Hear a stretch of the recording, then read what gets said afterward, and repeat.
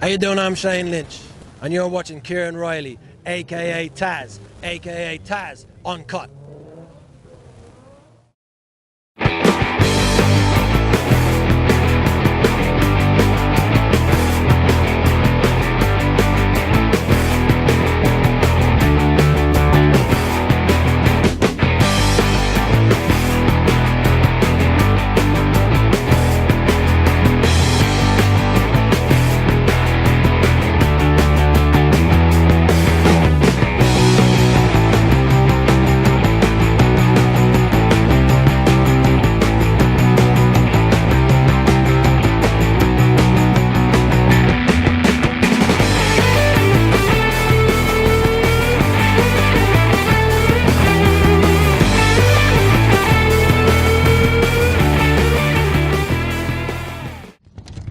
Hi, it's Taz Court here. Today I'm at the Rockingham Motor Speedway, round one of the British Hold on a sec, Taz. Let me hold that for you. Let me hold this for you. Tell you what, don't make it easier. Right, here we go. Yeah. Hi, it's Taz Court here. Today I'm at the Rockingham Motor Speedway, round one of the British Drift Championship to get a few words with Boyzone singer Shane Lynch. Hi Shane, it's great to meet you. What's going on, Taz? How are you getting on? Fine, thank you. So we are at round one of the BDC, Yep. which is the British Drift Championship. And to be fair, when do you ever get a time where the sun is actually shining on round one? You know what I mean? So we're excited to be here. It's going to be a good competition, I reckon. Everybody's out in forces, so looking forward to it. What's our next one? Are you looking forward to competing tomorrow?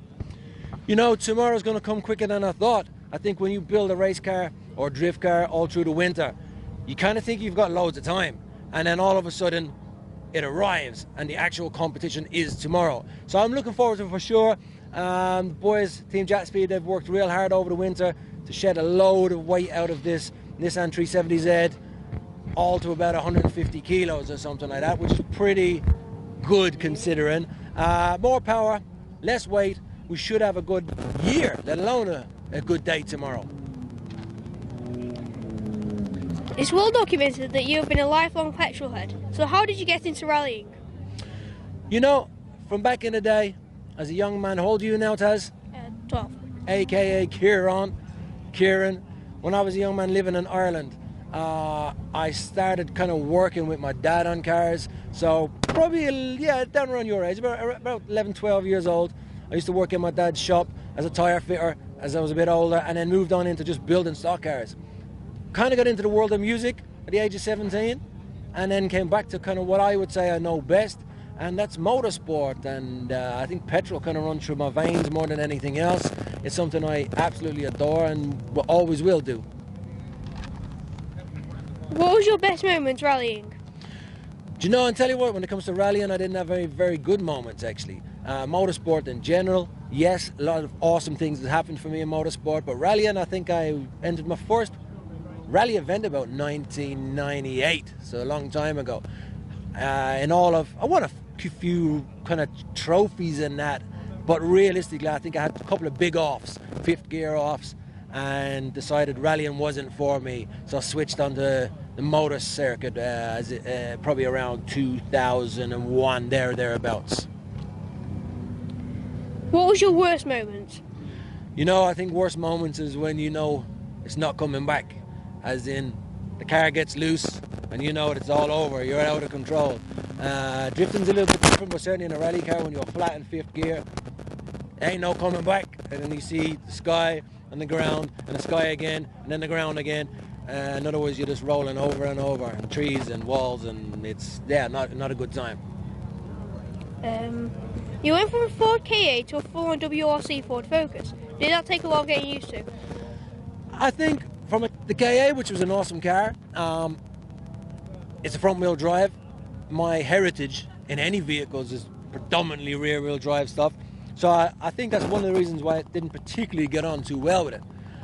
Going on to a full-blown world rally car, or certainly rear-wheel drive stuff, I prefer four-wheel drive stuff. There's a different technique for sure, but it kind of, there's a lot more get-out-of-jail cards. Yes, it's quicker, but you kind of, power brings you a little bit of safety as well. When you get yourself in trouble, you point that steering wheel, plant that accelerator, and often in time, she pulls you way out of that big moment that was happening. So realistically, I think like any sport or like anything, you're going to have a little period of time where you got to adjust to whatever vehicle that is or whatever discipline you're doing. But it did, no, I don't think it took me too long. How was it having William Stobart as your co-driver on the Pendragon stage in 2008?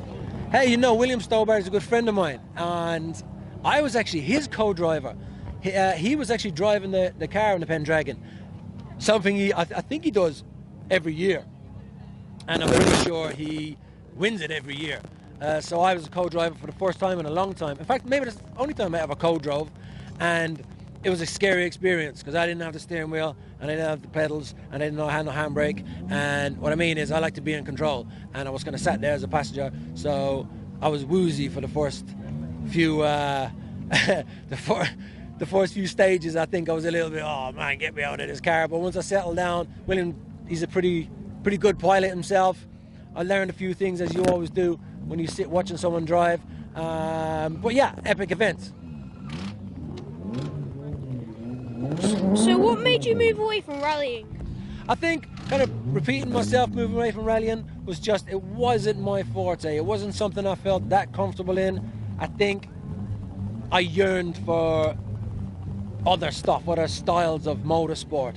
And as I jumped in and out, I found my feet very much so on circuits, then into kind of British GTs where I had some good times in British GTs actually for a team called Eclipse Motorsport. Went from a Marcus Mantus into a TVR Tuscan 400, and then did a couple of guest drives in I think it was a 360 Ferrari and stuff like that. But I spent quite a few years in British GTs and rallying. Yeah, I just kind of found my way out of it real quick. You competed in many different types of motorsport. Is drifting where your heart is now? Yeah, I think drifting is like motorsport for sure. I kind of found a great passion for on circuits, but at one point it got so big and so serious. I was going for the British title in GTs in about 2003, had another big off in the TVR Tuscan R400, which kind of hurt a little bit. And without a doubt, you kind of take a perspective of, okay, what is motorsport to me? Do I want to do it? And did it hurt too much? I kind of did a few more drives after that, a few more races for some different teams, and kind of guest drives in like the Sport Max Cup, which is like a Dunlop thing, and various sort of challenges. But I think drifting is something which I found mesmerizing, something which I found mind-blowing. Coming from a race background, to be neat and tidy, sat in the passenger as a drift car, I couldn't believe what the car was actually doing. It blew my mind actually. I was like, okay, I need to know how to do this. So it was an easy switch from motorsport into drifting for me. Once I seen the spectacle that this is, the commitment that it takes, the control you have to have, it was just phenomenal, and I needed to learn, and I need to know how to do that. Does your experience with rallying help in drifting? You know, funny enough, I don't think my experience in rallying did help in drifting. I think rally cars, they're their own particular discipline, race cars are their own particular, and drift cars, you know, okay, there's a certain heritage in them all, that you've got a steering wheel and four wheels, but when it comes to the actual style of driving, I just find all different disciplines really have their own characteristics, and just because you're good at one really does not mean you're going to be good at the other. And every time I get in a car, be it ice driving, be it rallying, be it drifting, be it actual motorsport, you learn so much from those who are doing it all the time, one particular discipline. I don't think ever in my life I thought I knew it all, and I don't think I ever will. Do you get to practice a lot in the off-season? I think like every driver, we'd always like to get to practice more, or to get to practice more, but you're so busy building your car in the off-season.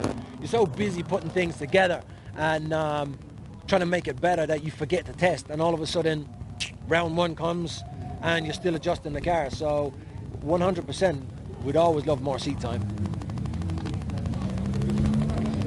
Do you sing whilst you're competing? Do I sing while I'm competing? Hey, no, I think the only time I might end up singing is if it goes wrong. Singing my own lullabies, man. Kind of console myself just to, you know, say, dude, what happened there? But realistically, you ain't got time to sing, man. You ain't got time to think or breathe. You just concentrating on where you're going, what the car is doing. And I think if any guy is that relaxed that he can do another thing other than actually steering the drift car, then he's a better band than me.